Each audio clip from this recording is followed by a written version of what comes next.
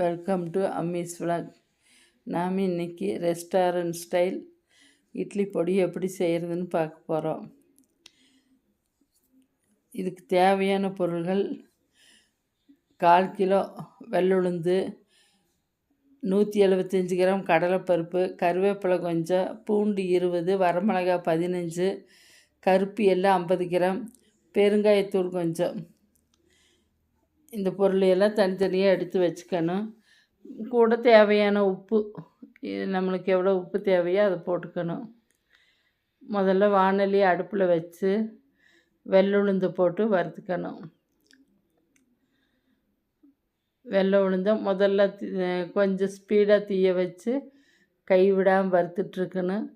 பாதி வறுபட்டது அடுப்பை சிம்மில் வச்சுட்டு நேரம் செவக்க வரைக்கும் வறுத்து எடுத்து வச்சுக்கணும். அடுத்து கடலைப்பருப்பு அதை போட்டு கடலைப்பருப்பு போட்டு வறுத்து அதையும் தனியாக எடுத்து வச்சுக்கணும். அடுத்து கருப்பு எள்ளு தீய சன்னமாக வச்சு வறுத்துட்ருக்கணும். வறுக்கும்போது சட சடன்னு பொரிய ஒரு மணம் வரும், அது வரைக்கும் வறுத்துட்டு அப்புறம் அதையும் எடுத்து தனியாக வச்சிடணும்.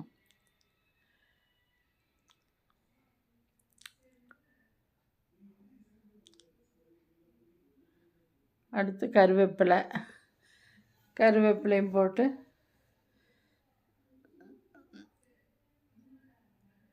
அந்த ஈரப்பசை போக வரைக்கும் மொறுன்னு வறுத்துட்டு அதையும் தனியாக எடுத்து வச்சிடணும்.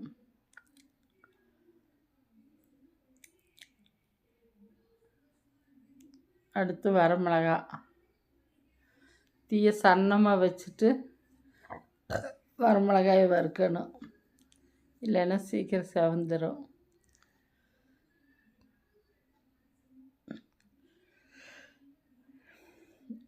வரமிளகாயும் வறுத்து எடுத்து வச்சிடணும்.